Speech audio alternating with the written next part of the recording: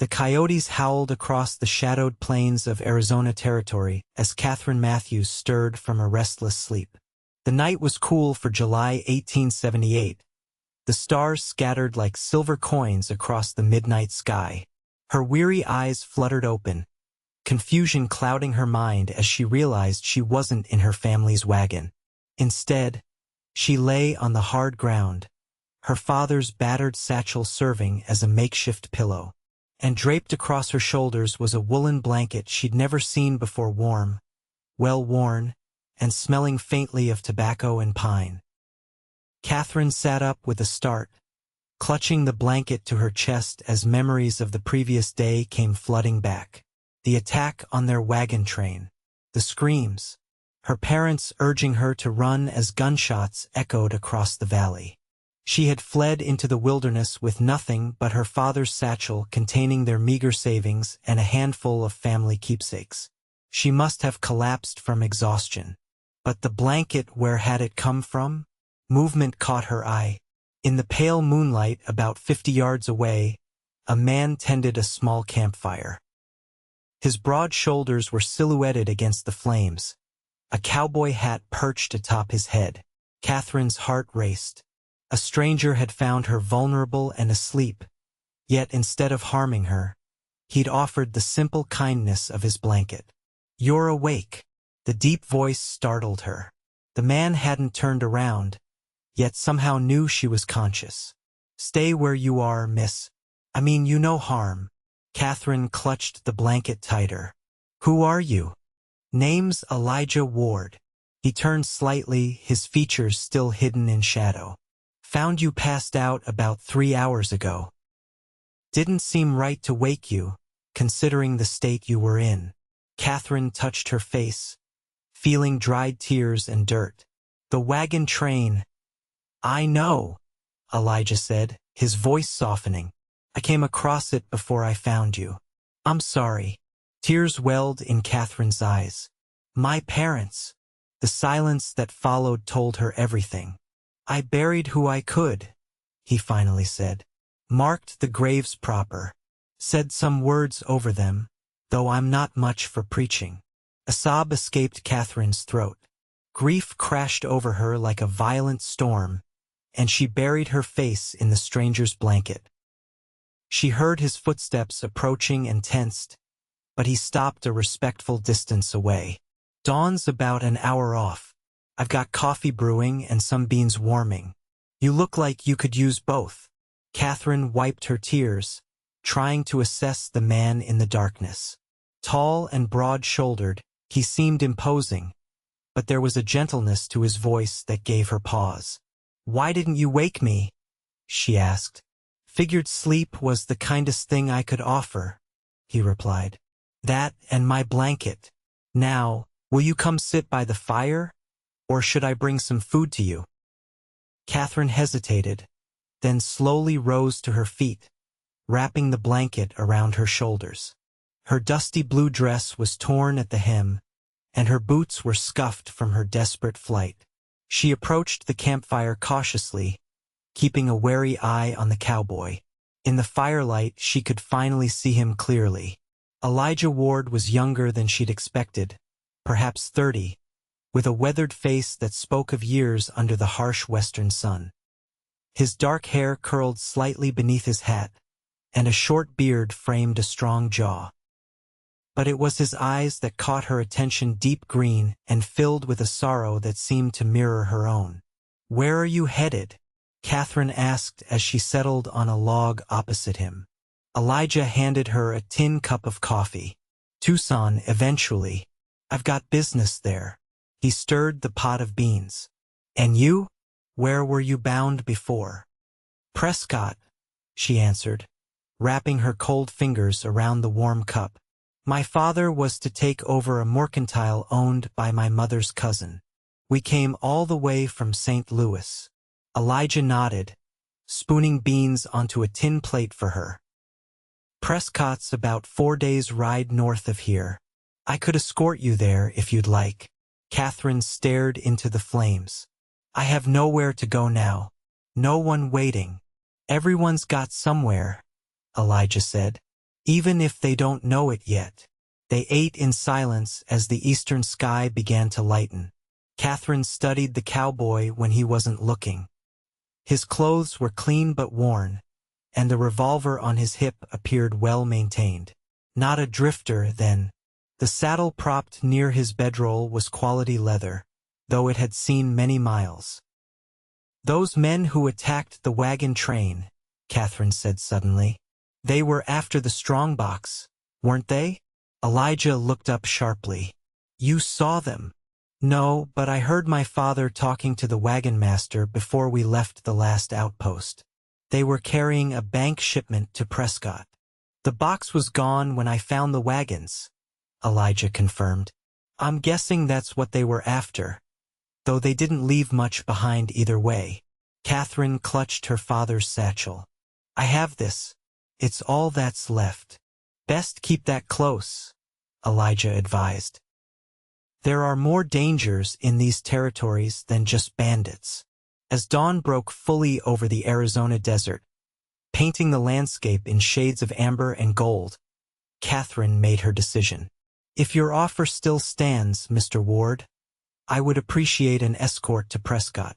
I may not have family there, but it's the only destination I know." Elijah nodded, rising to his feet. "We'll leave within the hour. My horse can carry us both until we reach the next settlement. Might be able to find you a mount there." As Elijah packed up the camp, Katherine watched him work, efficient and methodical. He moved with the easy confidence of a man accustomed to the harsh realities of frontier life. When he caught her staring, he didn't comment, just tipped his hat slightly and continued his tasks. "Thank you," Katherine said quietly as he saddled his horse, a sturdy Palomino gelding. "For the blanket, I mean, and for not leaving me alone out here." Elijah paused, his hands stilling on the saddle straps. "No decent man would have done otherwise, Miss Matthews." "Katherine," she corrected. "If we're to travel together, you might as well use my given name." A hint of a smile touched his lips. "Katherine, then, and you can call me Elijah." He mounted first, then extended his hand to help her up behind him. Katherine hesitated only briefly before accepting his assistance, settling behind the saddle with her arms lightly around his waist. "Hold tight," he instructed as the horse began to move. "The terrain gets rough beyond these flats." As they rode away from the campsite, Katherine looked back once at the place where she had slept under the stars, vulnerable and alone, until a stranger's kindness had changed the course of her fate. The blanket, now folded and secured to Elijah's saddlebag, represented the first moment of safety she'd felt since the attack.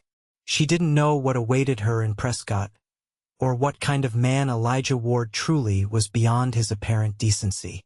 But as the rising sun warmed her back and the rhythm of the horse's gait lulled her into a strange calm, Katherine realized that despite everything, she was still alive. And perhaps, just perhaps, that was enough to begin again. The morning stretched on as they rode across the vast landscape. Katherine's arms grew tired from maintaining her grip around Elijah's waist, but she didn't complain. The alternative, being left alone in this wilderness, was unthinkable. "There's a trading post about 10 miles ahead," Elijah said over his shoulder.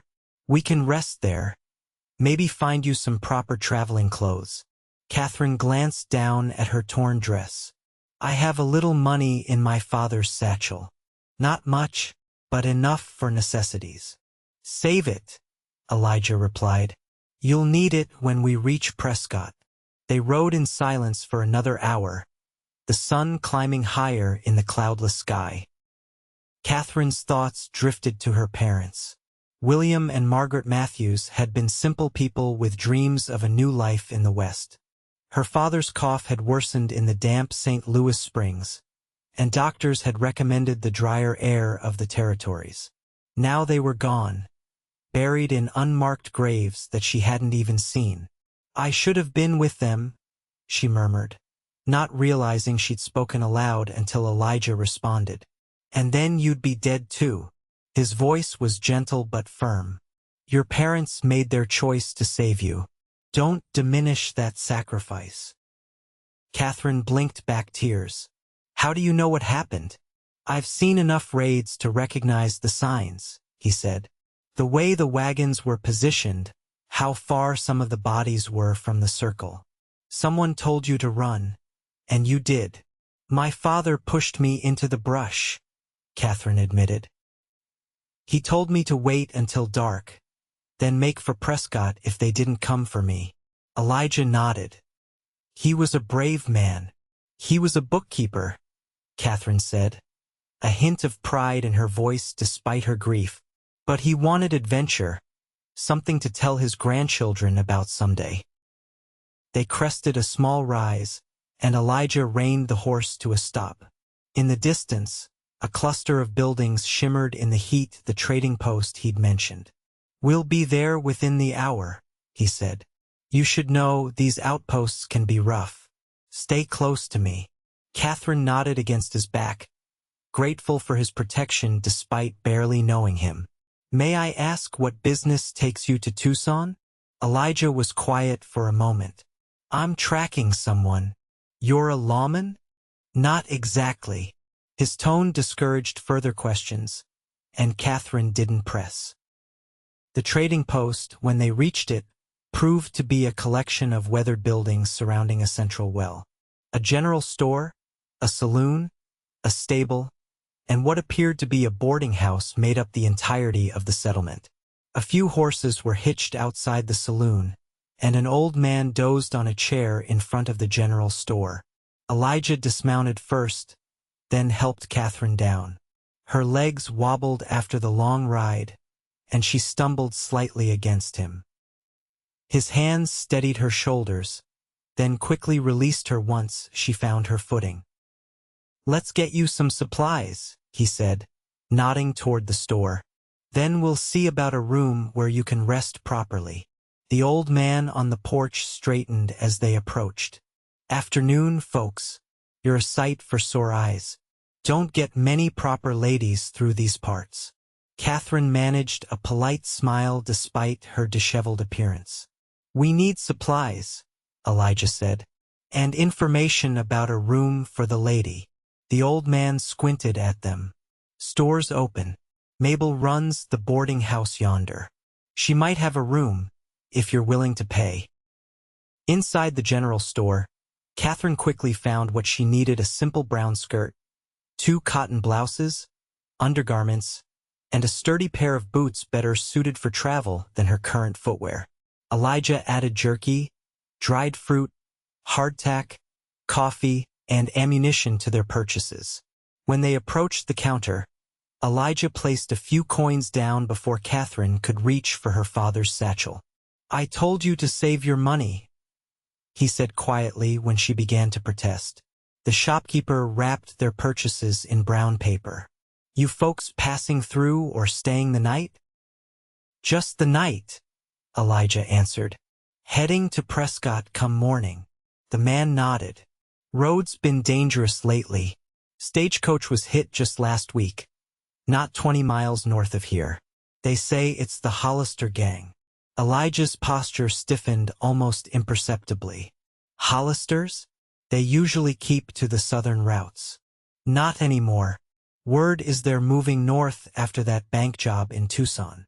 Katherine noticed how Elijah's hand moved unconsciously to his gun belt. Appreciate the warning, he said to the shopkeeper. We'll keep our eyes open. Outside, Katherine waited until they were alone before asking, Who are the Hollisters? Elijah secured their purchases to his saddlebag. A gang of thieves and killers. They've been terrorizing the territory for the past year. Are they the ones who attacked our wagon train? Possibly. Elijah's expression was unreadable. Let's get you settled at the boarding house. You need rest. Mabel, the boarding house proprietor, was a stout woman with sharp eyes and a no-nonsense demeanor. She looked Katherine up and down critically.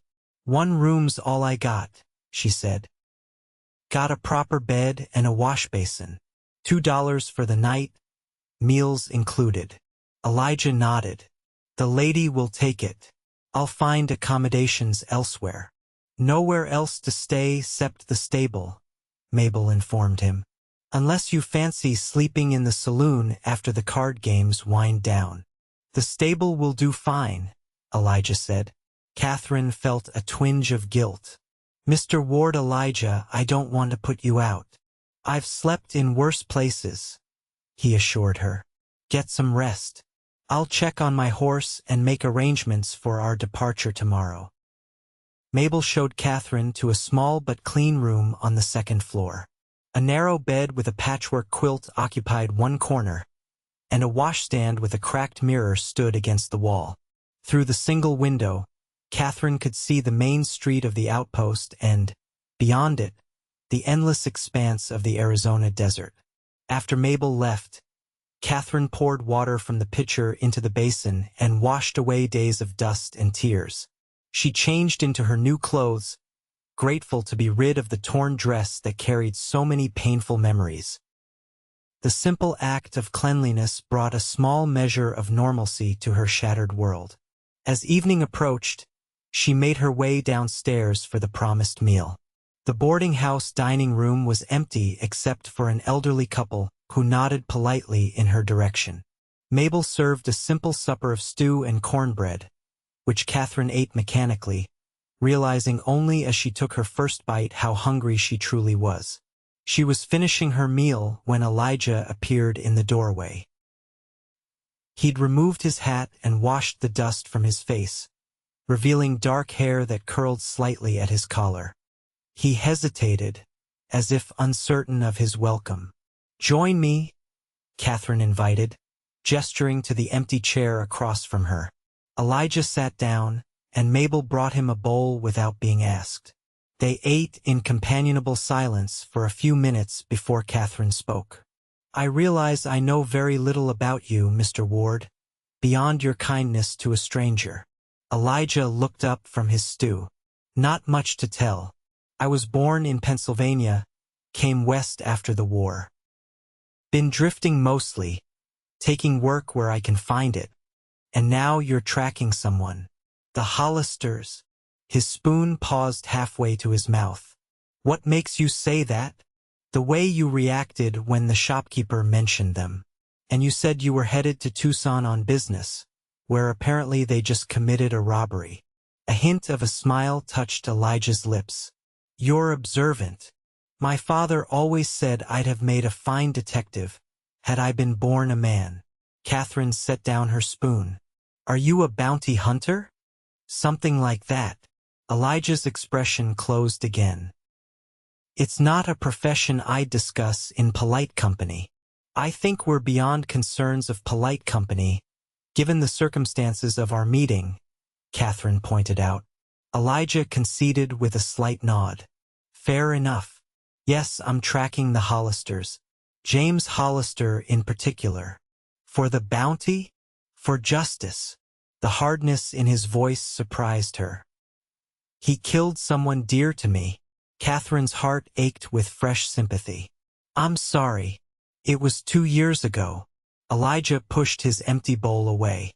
"I've been on his trail ever since." "And you think he might have been responsible for the attack on our wagon train?" "It fits their pattern. The Hollisters target shipments, stagecoaches, banks.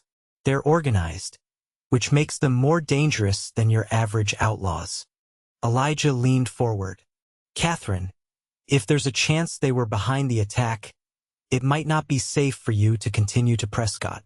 They could be watching the roads." Fear tightened Katherine's chest. "Where else would I go? We could head west instead to California, or south to Tucson, where there's a larger marshal's office." Katherine considered his words. "My father's cousin in Prescott might still take me in, even without my parents. It's the only connection I have left." Elijah studied her face. "It's your decision, but understand the risk." "I understand risk now better than I ever wanted to," Katherine replied softly. "But I need to try. Prescott was their dream, and now it's all I have left of them." Elijah nodded slowly. Then we leave at first light. Try to stay ahead of any trouble. After supper, they stepped onto the boarding house porch. The evening was cool, stars beginning to appear in the darkening sky. In the saloon across the street, a piano played a halting tune, and men's laughter drifted through the swinging doors. Strange how life continues, Katherine mused. 2 days ago, my world ended, yet here, nothing has changed. That piano would play whether I lived or died. That's the West for you, Elijah said. Unforgiving, but honest in its way. Katherine turned to face him. Why are you helping me, truly? You could have left me supplies and directions. You didn't need to escort me personally. Elijah was quiet for a long moment, looking out at the dusty street. I know what it is to lose everything in an instant, he finally said. To wake up to a world that's unrecognizable. No one should face that alone. The simple honesty of his answer touched Katherine deeply. Without thinking, she reached out and placed her hand on his arm. Thank you. Elijah looked down at her hand, then met her eyes. Something passed between them, a recognition, perhaps, of shared grief and resilience. Then he stepped back, breaking the moment. Get some sleep, he said, placing his hat back on his head. Tomorrow will be a long day. Katherine watched him walk toward the stable, his silhouette disappearing into the gathering darkness. Despite the tragedy that had brought them together, she felt a strange sense of fortune that it was Elijah Ward who had found her sleeping under the stars, who had left his blanket beside her in an act of simple humanity.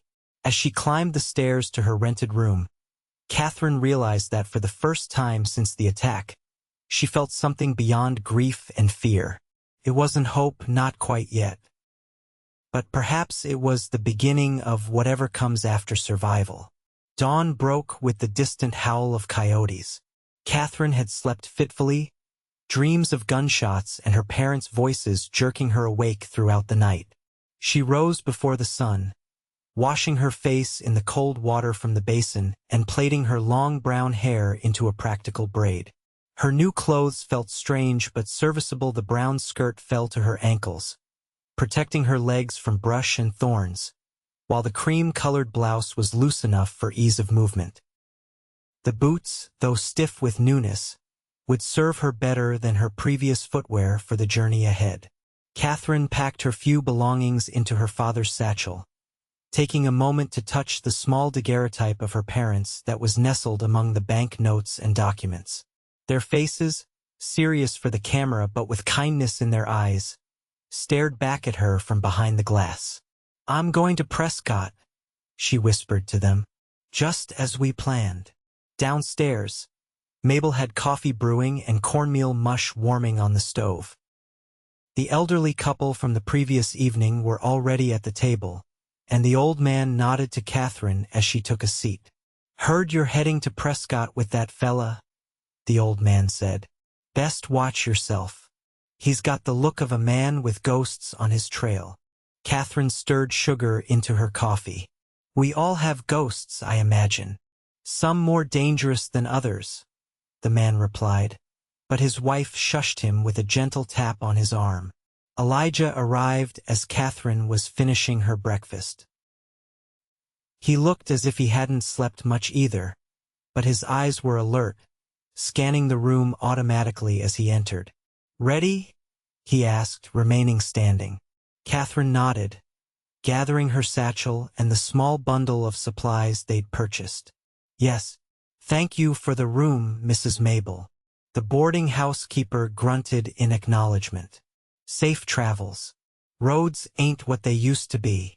Outside, Elijah's Palomino was saddled and waiting, along with a second horse, a dappled gray mare with a white blaze down her nose. I found you a mount, Elijah explained when Katherine looked questioningly at him. The stable master was willing to part with her for a reasonable price. She's gentle but sure-footed. Katherine approached the mare cautiously. The horse lowered her head, allowing Katherine to stroke her velvety nose. "She's beautiful. But Elijah, I can't accept such a gift." "It's not a gift," he corrected. "It's a necessity. We'll make better time with 2 horses, and it'll be safer for you to have your own mount if we need to separate quickly." The practicality of his reasoning made sense, but Katherine still felt overwhelmed by his generosity. "I'll repay you when we reach Prescott." Elijah showed her how to mount and handle the reins, patiently instructing her on the basics of horsemanship.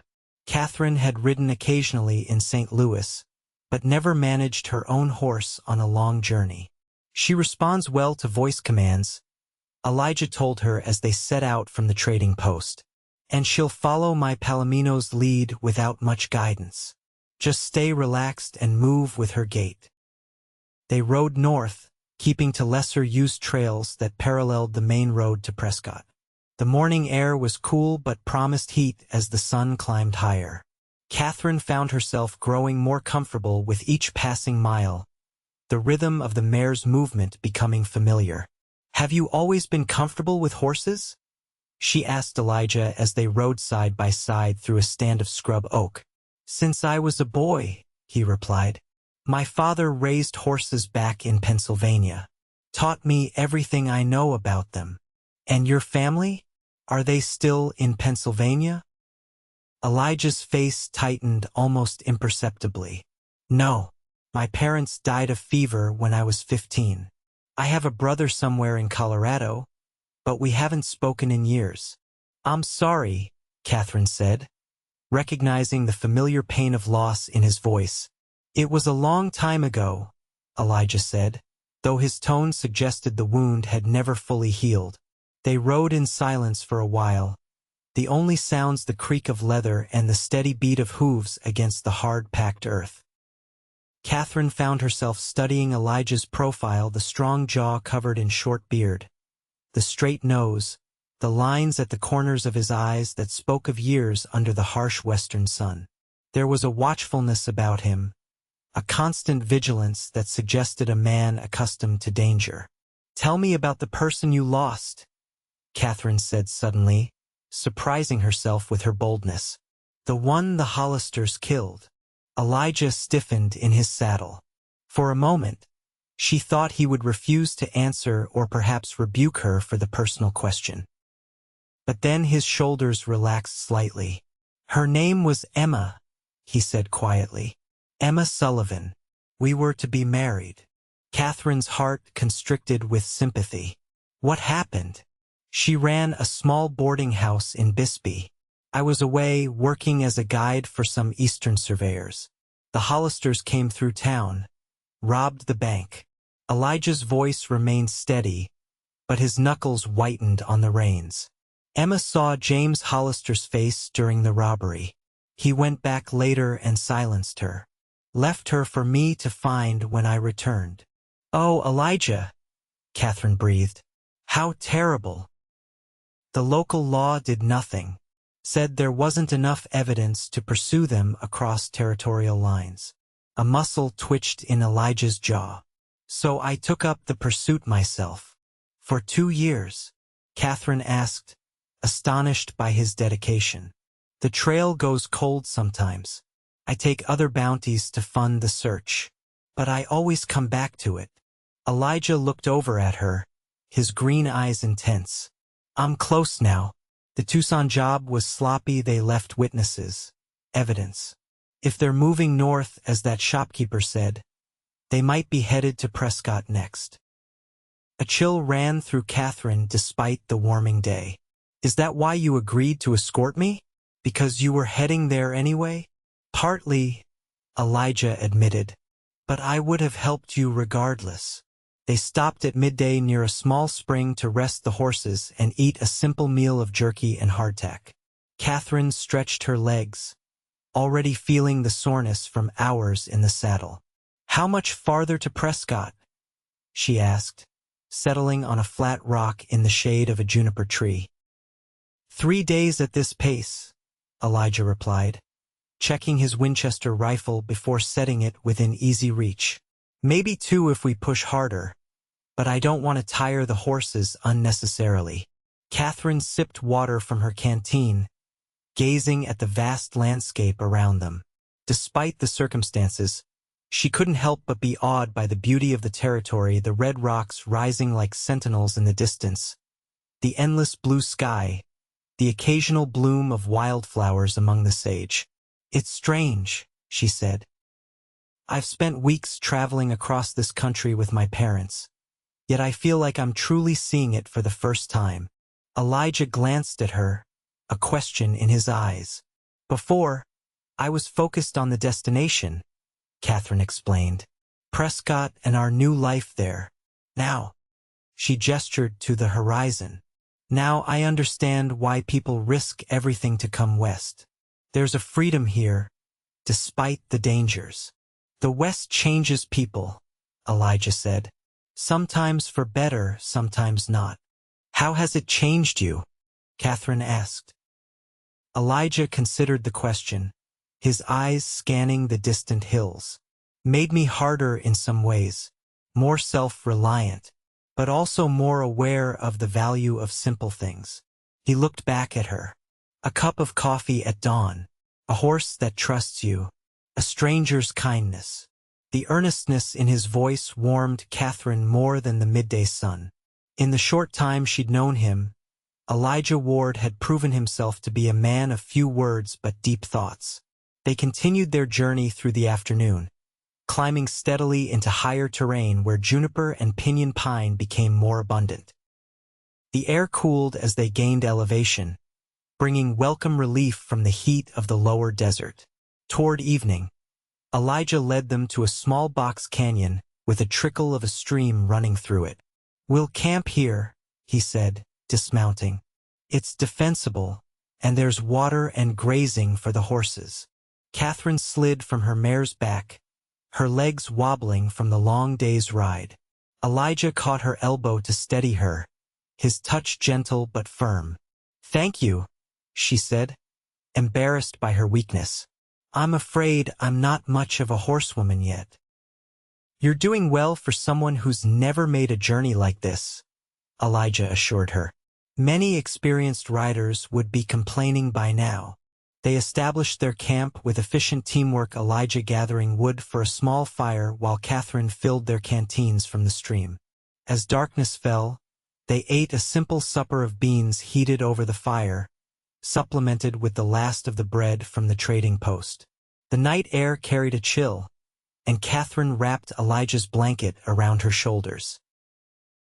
He had insisted she keep it, claiming he had another in his saddlebag, though she suspected it might have been a kind lie. "Do you think they're looking for survivors?" Katherine asked suddenly, staring into the flames. "The men who attacked our wagon train?" Elijah paused in cleaning his revolver. "It's possible, if they think anyone might identify them." "I never saw their faces," Katherine said. "I was hidden before they came close enough. Even so, it's best to be cautious." Elijah reassembled his gun with practiced ease. "We'll avoid the main roads and settlements when possible." Katherine nodded, drawing the blanket tighter. "When we reach Prescott, what will you do?" "Depends on what I find there," Elijah replied. "If the Hollisters are planning something, I'll need to alert the local law. Whether they listen is another matter. And if they're not there, then I'll keep searching." His voice was matter-of-fact, but Katherine heard the undercurrent of determination. "I've come too far to stop now." Katherine studied him across the firelight, this man who had dedicated years to avenging the woman he loved. There was something both admirable and troubling in such devotion. "What about after?" she asked softly. "When you've found them and done what you set out to do, what then?" Elijah looked up, surprise evident in his expression. It occurred to Katherine that perhaps he had never considered a future beyond his quest for vengeance. "I don't know," he admitted. "I haven't thought that far ahead." "Perhaps you should," Katherine suggested gently. "Vengeance is a path with an end, but life continues beyond it." Elijah was silent for a long moment. "You sound like Emma," he finally said, his voice barely audible over the crackling fire. "She always said I needed to look forward, not back. She sounds like a wise woman." She was. Elijah set his gun aside. "And she'd probably say I've spent too long chasing ghosts." Katherine leaned forward. "Or perhaps she'd say that how you honor her memory is your choice, and no one else's to judge." Their eyes met across the flames, and something shifted in Elijah's expression, a softening, a recognition. For a moment, Katherine thought he might say more, but instead he rose to his feet. "We should get some sleep," he said. "I'll take first watch. You can have the bedroll." Katherine wanted to protest that she didn't need special treatment, but exhaustion weighed heavily on her. "Wake me for second watch," she said instead. "I can do my part." Elijah nodded, though she suspected he had no intention of waking her. Katherine settled into his bedroll, the woolen blanket still wrapped around her shoulders. As she drifted toward sleep, she was acutely aware of Elijah sitting nearby, his silhouette backlit by the dying fire, standing guard against the dangers of the night. Her last conscious thought was of how quickly this stranger had become her protector, her guide, and perhaps, in some small way, her friend. The next day brought clouds gathering on the western horizon, promising a change in the weather. They broke camp early, Elijah eager to make good progress before any storm might slow them down. Katherine moved more confidently with her mare now, finding a rhythm that eased the soreness in her muscles. The terrain grew increasingly mountainous as they traveled, the trail winding through pine forests and across rocky ridges. Katherine marveled at the changing landscape, so different from the flat plains of the Midwest where she had spent most of her life. "Is Prescott very large?" she asked as they rode side by side along a relatively flat stretch. "Not compared to St. Louis," Elijah replied, "but it's growing." The territorial capital was there before they moved it to Tucson. Still has government buildings, businesses, proper streets, even a few churches. "And schools?" Katherine asked, thinking of her future. Elijah glanced at her. "Yes, though I'm not sure of their quality." "Why do you ask?" "I was a teacher's assistant in St. Louis," Katherine explained. "I had hoped to perhaps find similar work in Prescott, once we were settled." "You're educated, then?" Katherine nodded. "My father believed in education for women. He said minds shouldn't go to waste, regardless of what's fashionable." "He sounds like a forward-thinking man," Elijah said with approval. He was. Katherine smiled at the memory. "What about you? Were you educated?" "Somewhat. My mother taught us letters and figures. I read when I can, though books are scarce out here." Elijah adjusted his hat against the sun. "Emma used to read to me in the evenings. Poetry, mostly. Whitman was her favorite." Katherine was touched by this glimpse into his past life, the quiet domesticity of evenings spent with poetry, so at odds with the hard-edged bounty hunter he had become. "I have a book of Whitman's in my satchel," she said. "My father's. You're welcome to borrow it when we camp." Elijah looked surprised, then genuinely pleased. "I'd like that." Around midday, they stopped at a high overlook where they could see for miles in all directions. The clouds were moving faster now, dark and heavy with rain. Elijah studied them with concern. "We should find shelter before that hits," he said. "These mountain storms can be dangerous." They pushed on, the horses sensing the changing weather and growing restless. The wind picked up, bending the tops of the pines and bringing the scent of rain. Thunder rumbled in the distance, growing closer with each passing minute. "There's an old line shack about 2 miles ahead," Elijah called over the rising wind. "Used by cattlemen during roundup. It should still be standing." They urged their horses to a faster pace, racing against the approaching storm.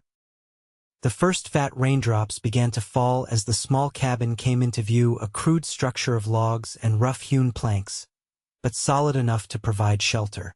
They reached it just as the skies opened. Elijah dismounted quickly, helping Katherine down before leading both horses to the lean-to attached to one side of the cabin. Inside, the shack was dusty but dry, with a stone fireplace, a rough table with 2 chairs, and a narrow cot against one wall. "Not exactly the Palmer House Hotel," Elijah said as he shook water from his hat, "but it'll keep us dry." Katherine brushed raindrops from her skirt. "It's perfect." While Elijah tended to the horses, Katherine explored their temporary haven. Previous occupants had left a small stack of firewood beside the hearth and a few basic supplies on a shelf: coffee, beans, and hardtack, all still sealed in tins. A cracked mirror hung on one wall, and Katherine caught a glimpse of herself, startled by the woman who looked back at her. Her face was tanned from days in the sun, her hair wind-blown despite the braid. There was a strength in her eyes that hadn't been there before, a resolve born of survival. She barely recognized herself. Elijah returned, bringing their saddlebags and his rifle. Rain pounded on the roof as he built a fire in the hearth, the flames casting dancing shadows across the cabin walls. "The storm looks to be settling in," he said, warming his hands by the fire. "We might be here until morning." Katherine nodded, unpacking their meager supplies. "At least we're dry." As the afternoon wore on, the storm intensified. Lightning flashed across the sky, followed by crashes of thunder that shook the little cabin. Wind howled around the eaves, finding every crack and crevice in the walls. They shared a simple meal of beans and coffee, sitting close to the fire for warmth. Outside, the day darkened prematurely as the storm clouds blotted out the sun. Elijah lit a stubby candle he found on the mantel, its glow creating an island of light in the gathering gloom. "You mentioned your father's book," Elijah said after they had eaten. "Whitman's, I mean."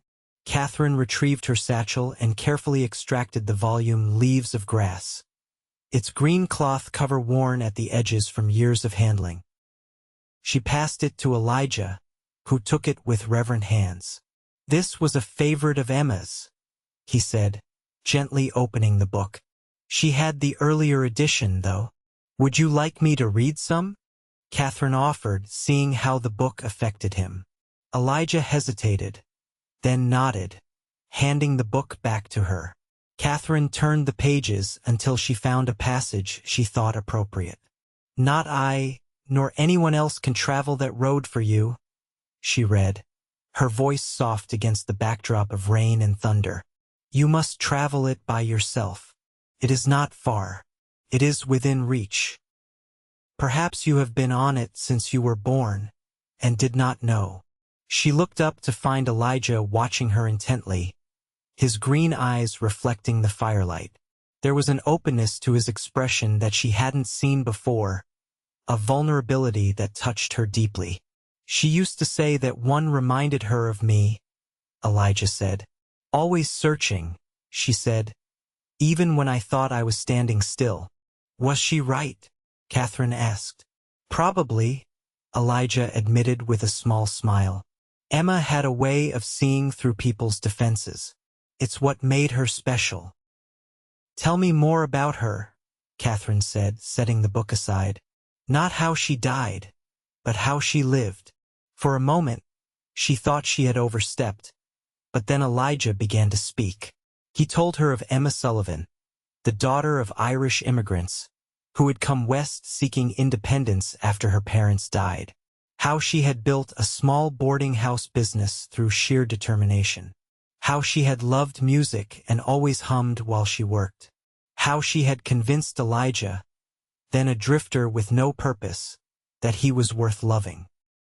As he spoke, Katherine saw the man beneath the hardened exterior, the man who had loved deeply and lost terribly. She understood now why he had helped her. He couldn't save Emma, but he could save Katherine. The storm continued through the evening, but inside the cabin, something had shifted. A warmth that had nothing to do with the fire filled the small space as they shared stories from their lives. Katherine told him about growing up in St. Louis, her dreams of becoming a proper teacher someday, the books she loved, the places she hoped to see. Elijah listened attentively, asking questions that showed genuine interest in her answers.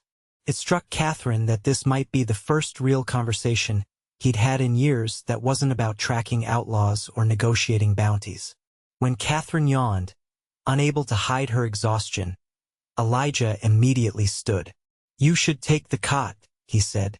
"I'll be fine by the fire." "You're sure?"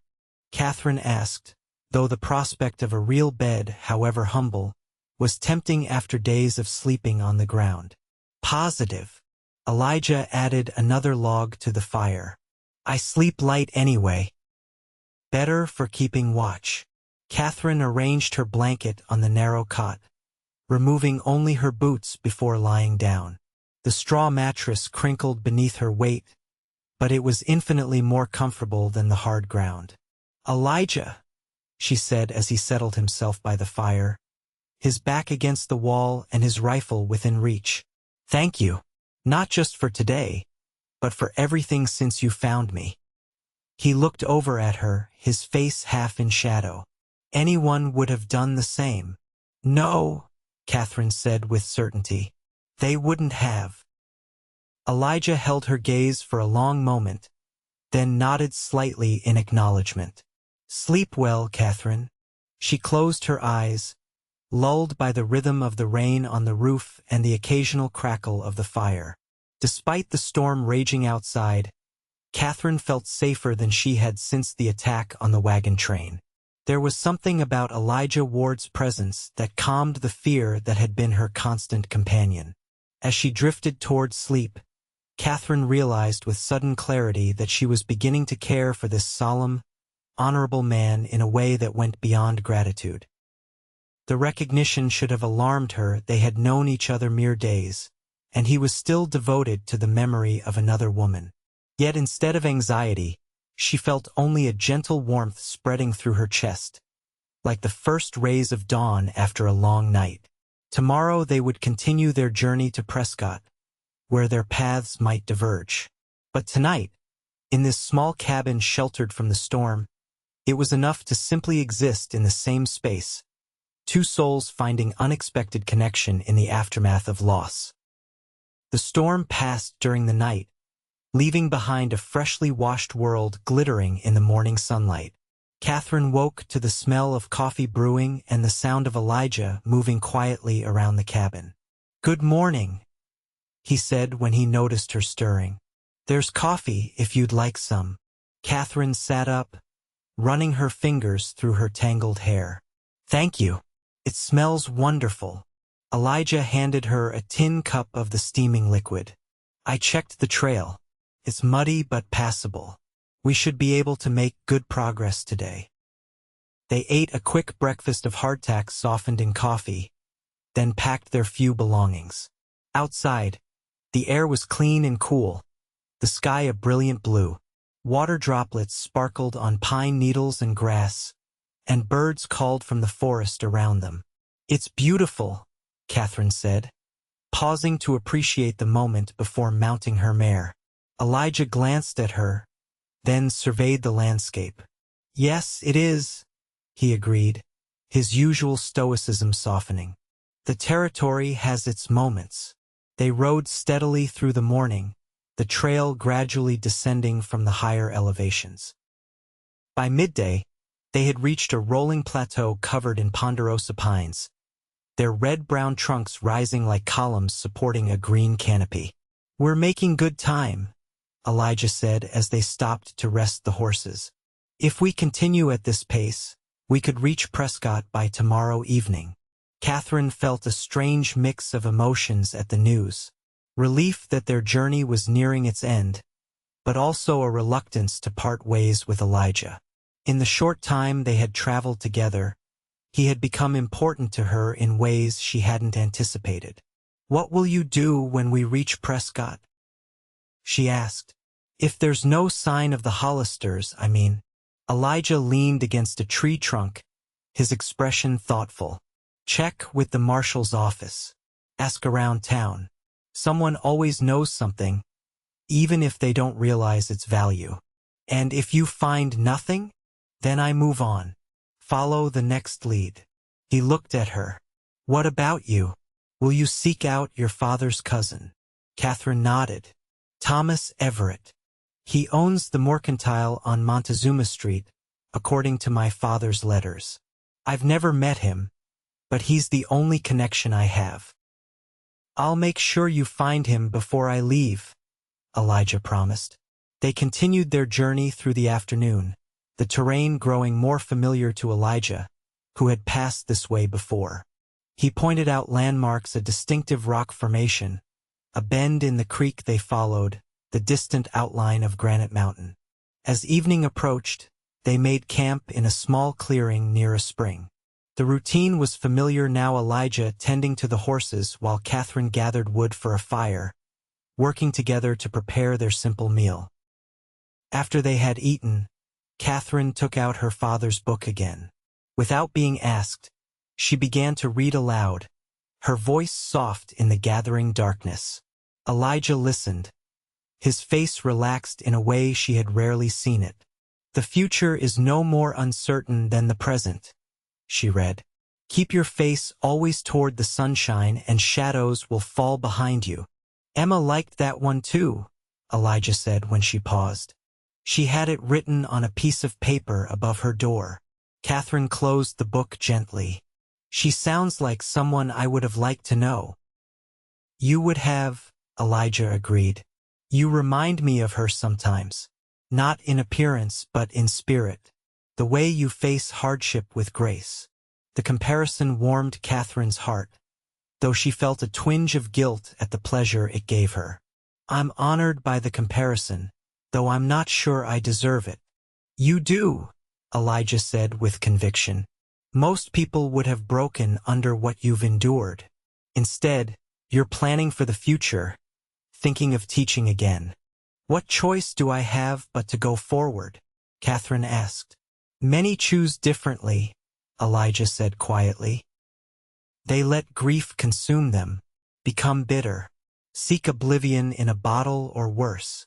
His words hung in the air between them, and Katherine wondered if he was speaking from personal experience. Had he sought such oblivion after Emma's death? Is that what had led him to this life of solitary pursuit? We all grieve differently, she said carefully. There's no right path through loss. No, Elijah agreed. But some paths lead back to life, and others just circle the same ground endlessly. Katherine studied him across the fire. Which path are you on, Elijah? He met her gaze, his green eyes reflecting the flames. I thought I knew. Now I'm not so certain. The honesty of his answer moved her. Perhaps certainty isn't always necessary, she suggested. Sometimes we find our way by taking one step at a time. Elijah smiled slightly. Now you sound like Whitman again. Katherine returned his smile. I'll take that as a compliment. They fell into companionable silence, the fire crackling between them. The night was clear, stars blanketing the sky above the pines. It reminded Katherine of that first night, when she had fallen asleep beneath the stars, vulnerable and alone, only to wake to the simple kindness of a stranger's blanket.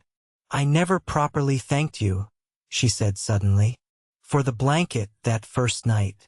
It was such a small thing, perhaps, but it meant everything to me in that moment. Elijah looked surprised. It was nothing. No, Katherine insisted. It was everything. You could have taken advantage of me, robbed me, hurt me, or simply ridden past without stopping. Instead, you showed compassion to a stranger. That's not nothing, Elijah. That's the very essence of humanity. Elijah seemed uncomfortable with her praise. Anyone with decency would have done the same. Perhaps, Katherine conceded, but decency seems increasingly rare in this world, and should be acknowledged when found. Elijah nodded in acknowledgement, though he still appeared embarrassed by her gratitude. They lapsed into silence again, but it was a comfortable one, full of unspoken understanding. As the fire burned down to embers, Katherine wrapped herself in the now familiar blanket and settled onto her bedroll. Across the dying fire, Elijah sat with his back against a tree trunk, his rifle across his knees, a silent guardian. "Good night, Elijah," she said softly. "Good night, Katherine," he replied, his deep voice gentle in the darkness. "Sleep well." She closed her eyes, feeling oddly at peace despite the uncertainties that awaited her in Prescott. Whatever tomorrow might bring, tonight she was safe, under the stars with a man she had come to trust completely. Morning dawned clear and mild, the last day of their journey to Prescott. They broke camp efficiently, both aware that by nightfall, they would reach their destination and their paths might diverge. The terrain became increasingly familiar to Elijah as they rode, and he shared his knowledge freely. "That's Thumb Butte," he said, pointing to a distinctive rock formation on the horizon. "When we can see it clearly, Prescott is only a few hours' ride away." Katherine studied the landmark, her heart beating a little faster at the tangible sign that their journey was nearing its end. "It's strange," she said. "Part of me is eager to reach Prescott, to begin whatever comes next. But another part—" She trailed off, unwilling to admit the reluctance she felt at the thought of parting from Elijah. "Another part?" he prompted, glancing at her. Katherine shook her head. "It's nothing. Just the natural apprehension of arriving in a new place, I suppose."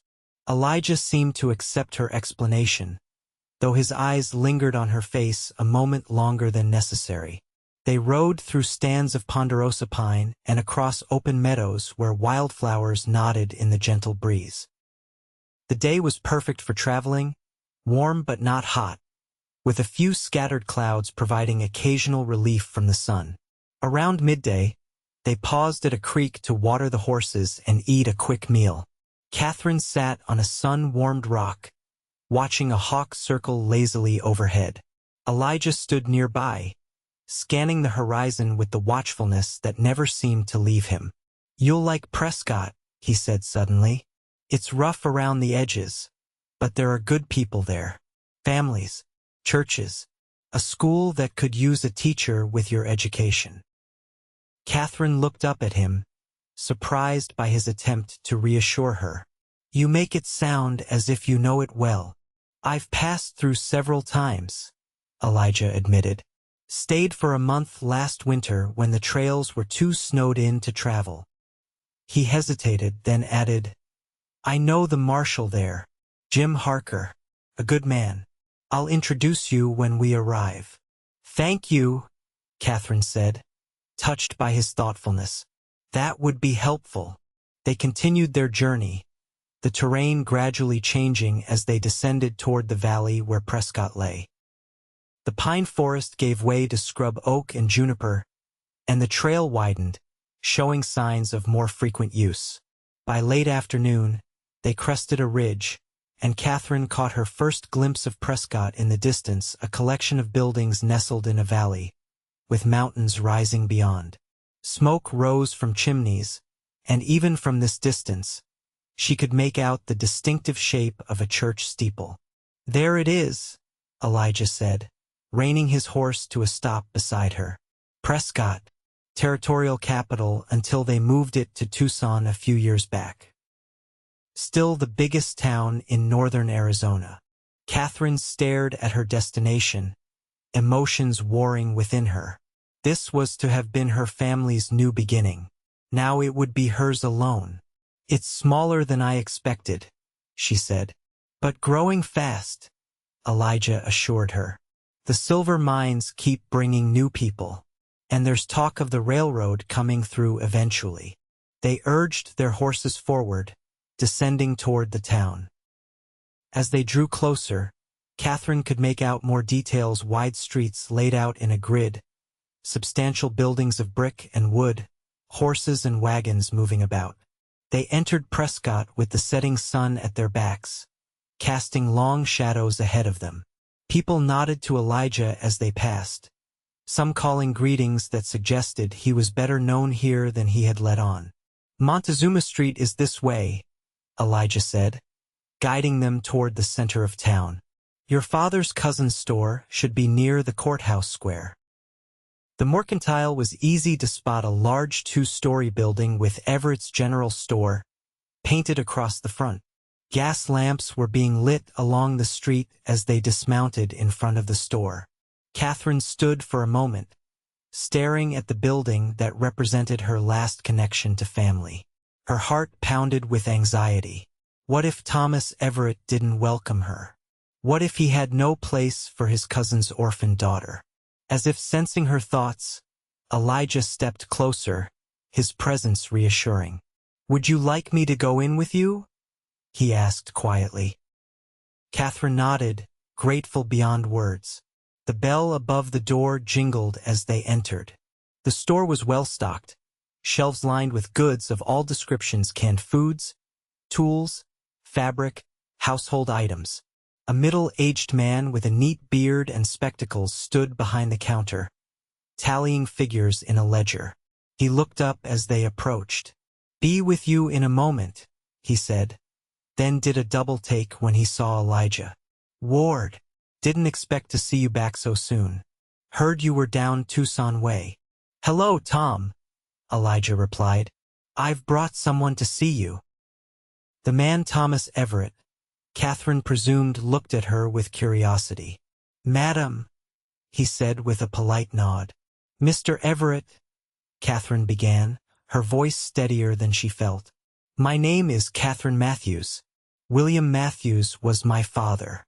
Your cousin." Thomas Everett's expression changed instantly, shock giving way to concern. "William's daughter? But where is William? And Margaret?" Katherine swallowed hard. "There was an attack on our wagon train 3 days' journey south of here. My parents. They didn't survive." Thomas's face paled. "Good Lord," he whispered. He came around the counter quickly, taking Katherine's hands in his. "My dear girl, I'm so sorry. Were you injured? How did you escape?" "My father told me to run," Katherine explained, fighting tears. "I hid until it was over, then tried to make my way here on foot. Mr. Ward found me and brought me safely to Prescott." Thomas turned to Elijah. "You brought her all this way? I'm indebted to you, Ward." Elijah shook his head. "No debt. It was the right thing to do." A woman appeared from the back of the store, plump, with graying hair and kind eyes. "Tom, what's happening?" Thomas turned to her.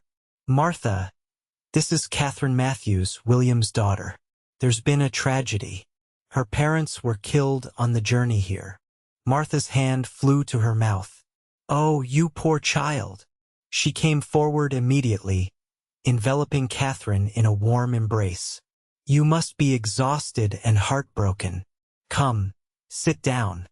She led Katherine to a chair near the stove at the back of the store, while Thomas closed the ledger and put up the closed sign in the window. "We've been expecting your family for weeks," Martha said, keeping a comforting arm around Katherine's shoulders. "We have rooms prepared upstairs. The 3 of you were to stay with us until you found your own place." I wasn't sure you would want me here alone," Katherine admitted. "Not want you?" Martha looked shocked. "My dear, your family. Of course you'll stay with us." Thomas nodded in agreement. "Your father was like a brother to me when we were boys. We lost touch for years, but his letters these past months renewed our connection. I was so looking forward to seeing him again." His voice broke slightly. "But I thank God you, at least, are safe."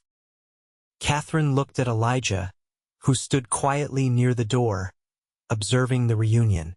Their eyes met, and she saw satisfaction in his gaze. He had fulfilled his promise to bring her safely to family who would care for her. "Mr. Ward," Thomas said, turning to Elijah, "you must join us for supper." It's the least we can do to thank you for bringing our niece safely to us. Elijah hesitated. I should report to Marshal Harker and find accommodations for the night. Nonsense, Thomas insisted. We have plenty of room, and Jim Harker can wait until morning. Martha's pot roast, however, cannot. Martha nodded emphatically. I insist, Mr. Ward, and I won't take no for an answer. Elijah glanced at Katherine, who gave him a small nod of encouragement. Thank you, he said. I accept. The Everetts lived above the store in a spacious apartment with views of the courthouse square. Martha showed Katherine to a comfortable bedroom that had been prepared for her parents, leaving her to freshen up before supper. Alone for the first time in days, Katherine stood at the window, looking out at the town that was to be her new home. Lights twinkled in windows, and people moved along the boardwalks below. It was all so ordinary, so civilized after days in the wilderness. Her thoughts turned to Elijah. Would he truly leave tomorrow, continuing his solitary pursuit of the Hollisters? The idea left an ache in her chest that surprised her with its intensity. When she joined the others for supper, she found Elijah changed as well. He had washed away the dust of travel, trimmed his beard, and donned a clean shirt. He looked almost startlingly handsome in the warm lamplight of the Everetts' dining room. Martha had prepared a feast pot roast with vegetables, fresh bread, apple pie for dessert. Katherine realized how hungry she was for proper food after days of trail rations. Throughout the meal, Thomas asked questions about the attack on the wagon train, which Elijah answered with careful detail, sparing Katherine from reliving the worst of it. He explained his theory that the Hollister gang might have been responsible, given the patterns of their previous attacks. The Hollisters? Thomas looked troubled. There have been rumors they're operating in this area. The stage was robbed just last week on the Prescott-Phoenix Road. Elijah's expression sharpened. Recently? Do you know the details? For men, according to the driver who survived, they took the strongbox and mail, shot the guard when he resisted. That sounds like their method, Elijah said grimly. James Hollister doesn't leave witnesses if he can help it. You seem to know a lot about them, Thomas observed. I've been tracking them for 2 years, Elijah replied. They killed someone important to me. Martha made a sympathetic sound. How terrible. Is that why you're in Prescott now? Looking for these outlaws? Partly, Elijah admitted, though bringing Katherine safely here became my priority when I found her. His eyes met Katherine's across the table, and warmth bloomed in her chest at his words. After supper, Thomas brought out a bottle of good whiskey, pouring small glasses for himself and Elijah. Martha excused herself to clear the dishes, and Katherine rose to help her. In the kitchen, Martha spoke quietly as they worked. That's a good man who brought you here, Katherine. Not many would have gone to such trouble for a stranger. He is a good man, Katherine agreed. Better than he believes himself to be, I think. Martha gave her a knowing look. I see the way you look at him, and the way he looks at you when he thinks no one is watching. Katherine felt heat rise to her cheeks. It's not like that.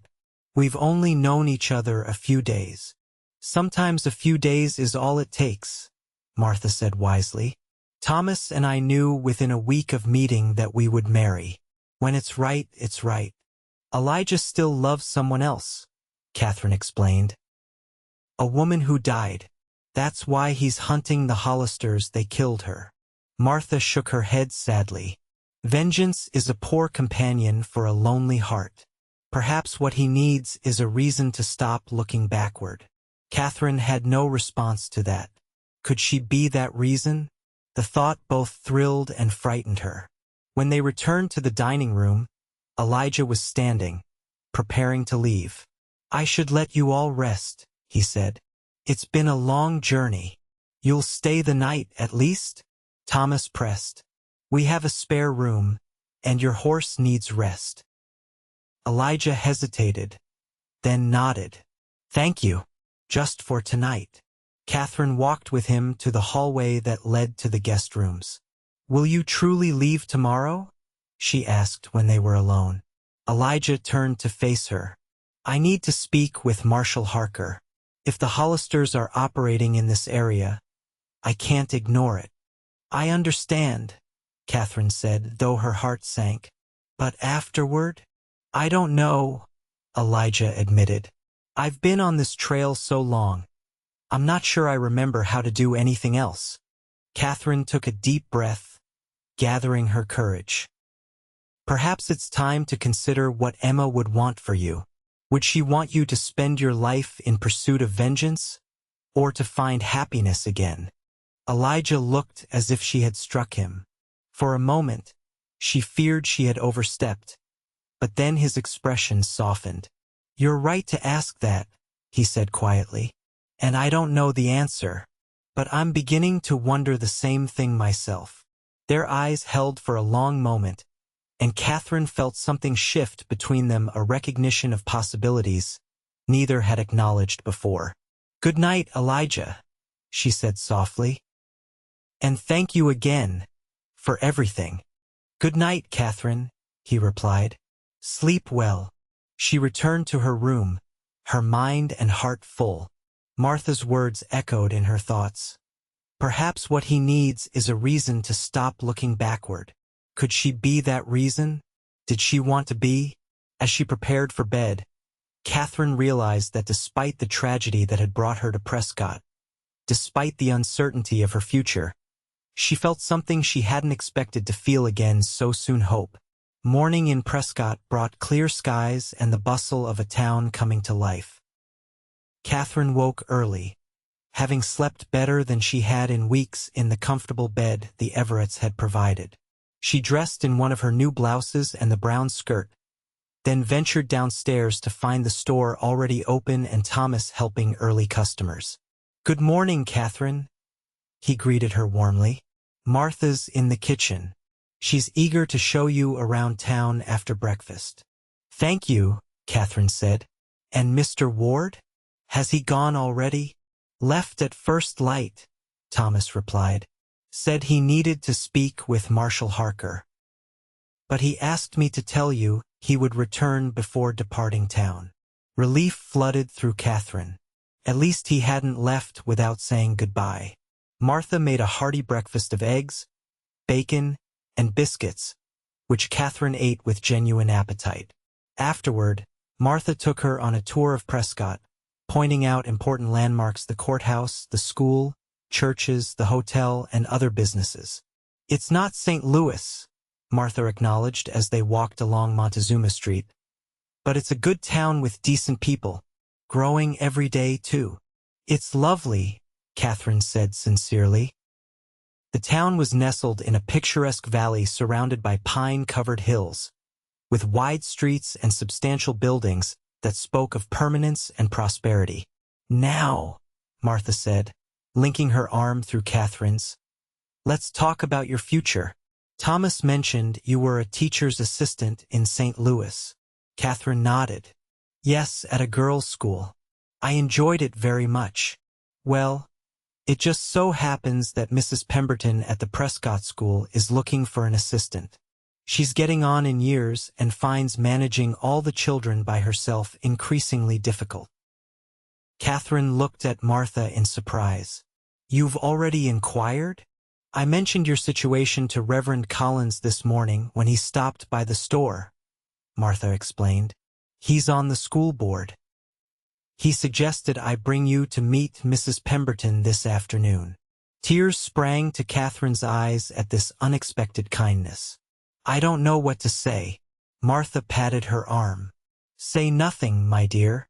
That's what family does, we help each other.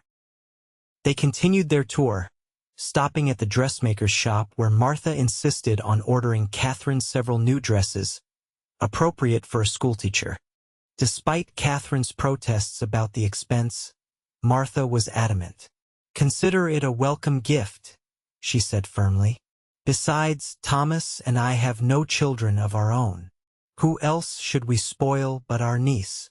By early afternoon, they had returned to the store to find Thomas in conversation with Marshal Jim Harker, a tall, weather-beaten man with a silver star pinned to his vest.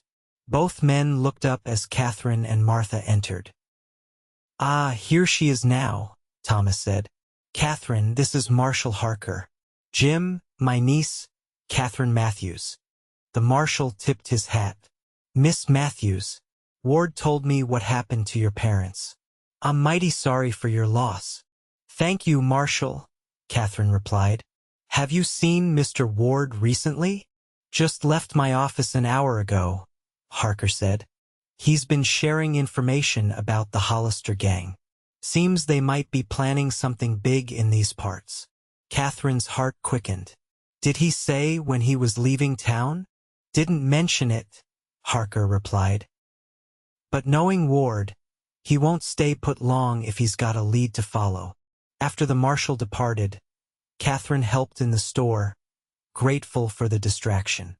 The work was straightforward, assisting customers, arranging displays, unpacking new shipments. Thomas was a patient teacher, explaining the organization of the store and the basics of the business. "Your father was to be my partner," he told her during a quiet moment. "I was expanding, you see. Planned to open a second location in Jerome. Now." He shook his head sadly. "I'm sorry," Katherine said. "I know how much you were looking forward to working with him." "Life has its own plans, sometimes at odds with our own," Thomas said philosophically. "But I'm grateful you're here, Katherine. Having family close again means more than I can say." Late in the afternoon, as Katherine was arranging a display of canned goods, the bell above the door jingled. She looked up to see Elijah entering the store. Her heart leapt at the sight of him, then faltered when she noticed his expression, serious, determined. He had made a decision, she could tell. "Katherine," he said, approaching her. "I'm glad I caught you." "Elijah," she replied, setting aside the can she was holding. "You're leaving." It wasn't a question, but he nodded anyway. "I spoke with Harker and some of his deputies. There have been several sightings of men matching the Hollisters' description in the area. And a bank messenger was robbed yesterday on the road from the mines." "You think they're planning to rob the bank here in Prescott?" Katherine guessed. "It fits their pattern," Elijah confirmed. "Hit smaller targets to test defenses, then strike the main prize. Harker's increasing patrols, but—" He hesitated. "I need to follow this lead, Katherine. It's the closest I've been in months." Katherine nodded, fighting the disappointment that threatened to overwhelm her. "I understand. I wanted to make sure you were settled before I left," Elijah continued. "That your father's cousin would welcome you. The Everetts have been more than kind," Katherine assured him.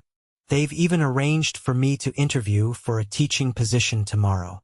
Elijah smiled, a genuine smile that transformed his serious face. "I'm glad. You'll make an excellent teacher."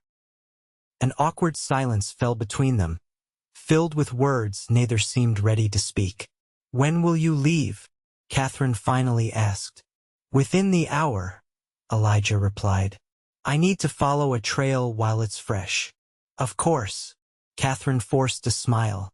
"Thank you again, Elijah, for everything." Elijah took a step closer, his voice lowering. "Katherine, Whatever he meant to say was interrupted by Thomas calling from the back of the store. "Ward, there you are. Come see this shipment of saddles that just arrived. I think you'll appreciate the craftsmanship." Elijah hesitated, then nodded to Thomas. "Be right there." He turned back to Katherine. "I should go." "Yes," she agreed, her throat tight with unshed tears. "Be careful, Elijah." "Always am." He touched the brim of his hat in a gesture that had become familiar to her. "Goodbye, Katherine." He walked away to join Thomas, leaving Katherine with the bitter taste of words unsaid and opportunities missed. She watched him go, wondering if she would ever see him again. or if this was truly the end of their brief but intense connection. An hour later, from the upstairs window of the Everett's apartment, Katherine watched Elijah ride out of Prescott, his figure growing smaller as he followed the road south. She remained at the window long after he had disappeared from view, her heart heavy with a loss she had no right to feel after knowing him for such a short time. Yet the ache in her chest was undeniable. Somehow, in the span of just a few days, Elijah Ward had become important to her in ways she couldn't fully articulate even to herself. "He'll be back," Martha said softly, appearing beside Katherine at the window. Katherine turned to her in surprise. "How can you be sure?" Martha smiled knowingly. "Because I saw his face when he looked at you. That's not the face of a man saying a final goodbye." Katherine wanted to believe her, but fear and doubt clouded her hope. "He's devoted to finding justice for the woman he loved. And that's honorable," Martha acknowledged. "But vengeance is a poor substitute for living. Sooner or later, he'll realize that." Katherine prayed Martha was right, but as days turned into weeks with no word from Elijah, her hope began to fade. She threw herself into her new life in Prescott, her position as assistant teacher at the school, helping in the Everett store, becoming part of the community. The townspeople were welcoming, and she found comfort in establishing routines and forming new friendships. September arrived, bringing cooler temperatures and the vibrant colors of autumn to the mountains surrounding Prescott. Katherine had settled into her role at the school, where the children responded well to her gentle but firm teaching style. Mrs. Pemberton increasingly relied on her, hinting that she might retire completely at the end of the school year and recommend Katherine as her replacement. One crisp Saturday morning, as Katherine helped Thomas in the store, the bell above the door jingled. She looked up, her heart leaping as it did every time a customer entered, hoping against hope to see a familiar figure. Instead, Marshall Harker stepped inside, removing his hat as he approached the counter. "Morning, Miss Matthews. Tom around?" "He's in the storeroom, Marshall," Katherine replied. "Can I help you with something?" Harker hesitated, then nodded. "Actually, I have news I thought you might want to hear. It's about Ward." Katherine's hands stilled on the inventory list she'd been reviewing. Is he all right?" "Far as I know," Harker assured her quickly. "Got a telegram from the marshal in Flagstaff. Ward was there last week. He and a posse caught up with the Hollister gang trying to rob the bank there." Katherine's breath caught. "Were they arrested?" "2 were killed in the shootout. One's in custody." Harker paused. "James Hollister escaped, though. Wounded, according to witnesses." "And Elijah?" Katherine pressed. "Telegram didn't say he was hurt," Harker replied. "Just that he was continuing pursuit. Hollister was headed north, toward the Utah Territory." Katherine absorbed this information, relief mingling with renewed worry. Elijah was alive but still in danger, still pursuing his vendetta. "Thank you for telling me, Marshall," she said quietly. Harker studied her face. "You care for him." It wasn't a question, but Katherine answered anyway. "Yes." The marshal nodded thoughtfully. "Ward's a good man, one of the best I know. But he's been carrying that grief and anger for a long time. Makes a man blind to what's right in front of him sometimes. Or perhaps it just takes time to see clearly again," Katherine suggested. "Maybe so," Harker agreed. "Well, tell Tom I stopped by. Got some news about that shipment he's been waiting on." After the marshal left, Katherine found it difficult to concentrate on her tasks. The news that Elijah was still alive brought both relief and renewed longing. She had tried to resign herself to never seeing him again, but now hope flickered anew. That evening, as she sat with the Everetts in their comfortable parlor, Thomas reading the newspaper while Martha worked on her embroidery, Katherine made a decision. "I'd like to write to Elijah," she announced. Do you think Marshal Harker could forward a letter? Martha and Thomas exchanged glances. I'm sure he could, Thomas said carefully. But Katherine, it's been nearly 2 months without a word. Perhaps it would be best to. To what? Katherine asked. Forget him? Pretend those days never happened. No, dear, Martha said gently. But sometimes people come into our lives briefly, change us, and then move on. It doesn't diminish their importance, but it doesn't mean they're meant to stay. Katherine shook her head. I can't explain it, but I feel that isn't true in this case. I need to at least try. Thomas nodded slowly. Then write your letter. I'll speak to Harker tomorrow. Katherine spent hours drafting and redrafting her letter to Elijah. How did one compress such complex feelings into words on paper? In the end, she kept it simple, telling him about her life in Prescott, her teaching position, the kindness of the Everetts. She mentioned hearing of the confrontation in Flagstaff and expressed relief that he had survived. Then, gathering her courage, she wrote, I understand your need to find justice for Emma. I would never ask you to abandon what you believe is right. But I want you to know that when your quest is complete, whether in success or acceptance, there is a place for you here. Not just in Prescott, but in my life should you wish it. The days we spent together, though born of tragedy, awakened something in me I thought had died with my parents' hope for the future. Whatever you decide, know that you have my gratitude and my heart. Yours, Katherine. She sealed the letter with trembling hands and gave it to Thomas the next morning. He promised to speak with Marshal Harker about forwarding it to the appropriate authorities in the Utah Territory. October passed into November, and still no word came from Elijah. The mountains around Prescott received their first dusting of snow, and the town began preparations for the holiday season. Katherine threw herself into these activities, helping Martha decorate the store and participating in the school's Christmas pageant preparations. Yet always at the back of her mind was the question, where was Elijah now? Had he received her letter? Was he safe? Had he finally found James Hollister? The first week of December brought a heavy snowfall that blanketed Prescott in white. Katherine stood at the window of her classroom after dismissing the children early due to the weather, watching the snowflakes swirl in the wind. The street was nearly deserted, most people having sought shelter from the storm. A solitary figure on horseback caught her attention, a man riding slowly down Montezuma Street, his shoulders hunched against the cold. Something about his posture, the set of his hat, made her heart race. Without stopping to collect her coat, Katherine ran from the schoolhouse, her boots slipping on the newly fallen snow as she hurried toward the rider. As she drew closer, certainty filled her. Elijah! She called, her voice nearly lost in the wind. The rider looked up, and even through the curtain of falling snow, she recognized those green eyes. Elijah Ward pulled his horse to a stop, staring at her as if she might be a mirage. Katherine, he said, his voice hoarse with cold and emotion.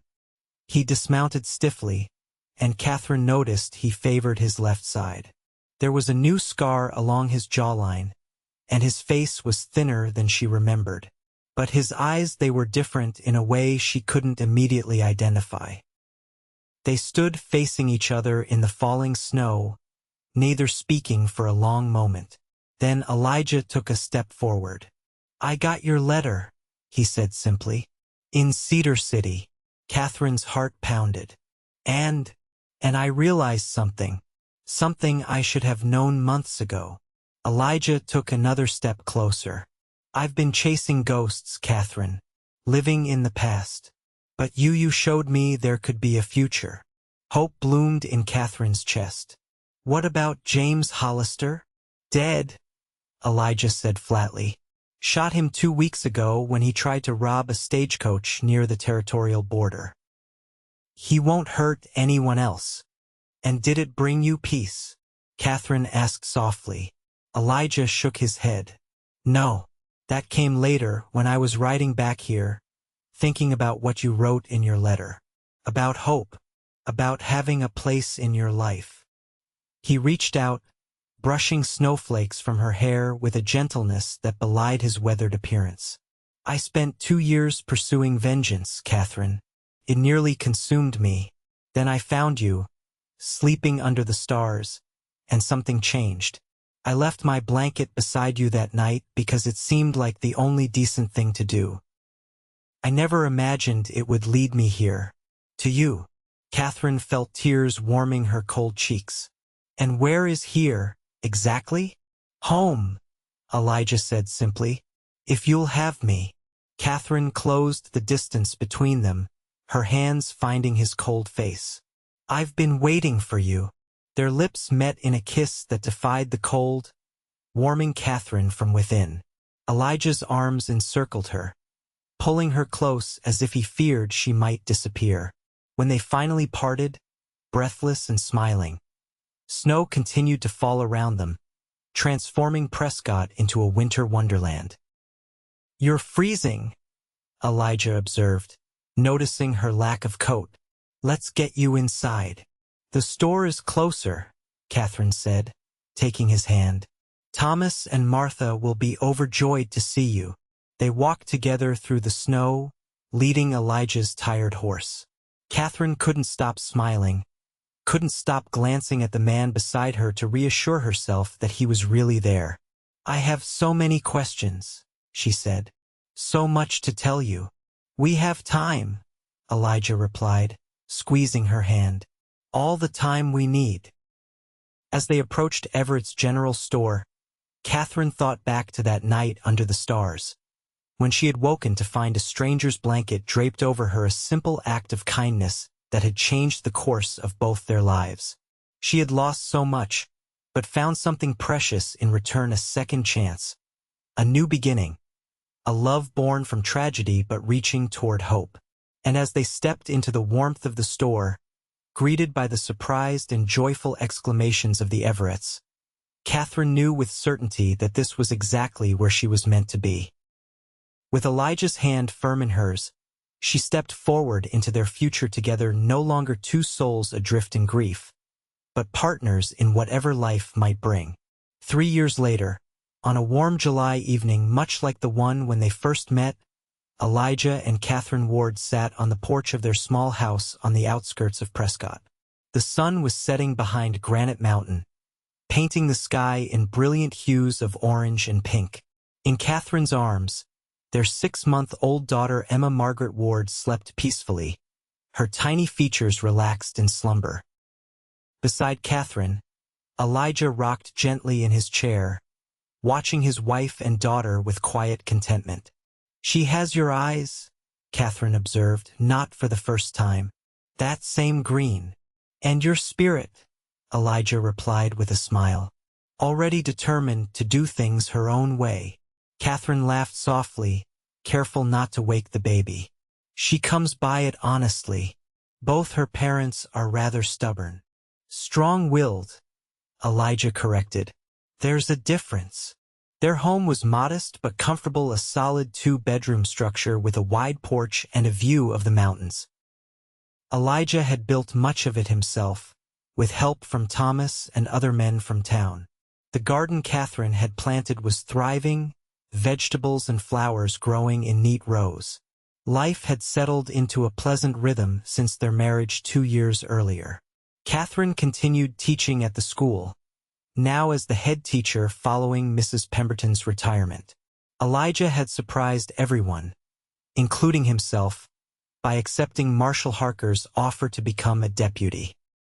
His experience tracking outlaws proved valuable to Prescott's growing law enforcement needs, and he discovered he had a talent for peacekeeping that didn't always require a gun. They had their challenges, nightmares that sometimes woke both of them, moments when grief for those they had lost surfaced unexpectedly. But they faced these together with understanding born of shared experience. I had a letter from my brother today, Elijah said as the first stars appeared in the darkening sky. He's finally coming to visit next month. Wants to meet his niece. Katherine smiled. Elijah's reconciliation with his estranged brother had been another step in his healing process. "I'm looking forward to meeting him. Will he stay with us?" "If that's agreeable to you," Elijah said. "Though he warns he snores worse than a grizzly bear." "He can join the chorus," Katherine teased. "Between you and Emma, I'm amazed I sleep at all." Elijah chuckled, reaching over to touch his daughter's tiny hand. "I never imagined this," he said softly. "After Emma, the first Emma, died, I couldn't see beyond my grief and anger, couldn't imagine feeling happiness again." "I know," Katherine said gently. "I felt the same after losing my parents. It seemed impossible that life could ever feel normal again."